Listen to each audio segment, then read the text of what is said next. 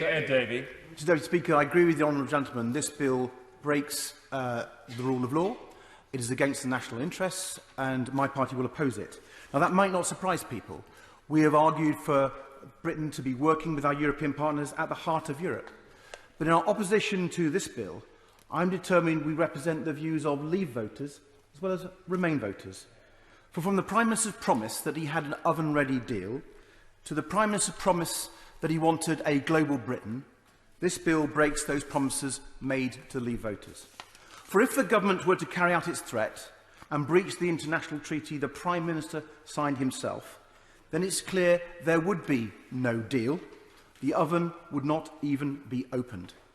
If the government deliberately and intentionally breaks international law, global Britain's ability to exercise influence in the world would actually be weaker than at any time since the first half of the 18th century.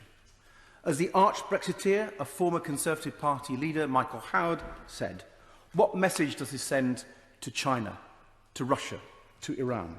What credibility will Britain have in urging other countries to uphold international law if our great Parliament votes for this bill? And what about the future trade deals Britain so desperately needs as we leave the world's largest single market whilst trying to recover from COVID and this deep recession? Mr Deputy Speaker, our Prime Minister likes to portray himself as a modern-day Churchill. But Churchill said, the rule of law is part of the title deeds of freedom. Churchill will turn in his grave if this bill passes tonight. Let us remember what we teach our children in every school across our country. We teach them about British values, democracy, individual liberty and the rule of law. This bill is against the very values we teach our children, the importance of obeying the law.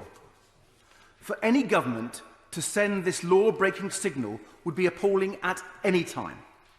But in the middle of a pandemic, if we are to beat this dreadful virus, people need to obey the law, even when some of the emergency COVID laws are amongst the most draconian the British people have faced for centuries.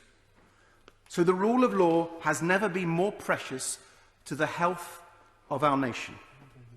And yet this Prime Minister has chosen this moment to trash the rule of law. This House must stop him tonight. John Lamont.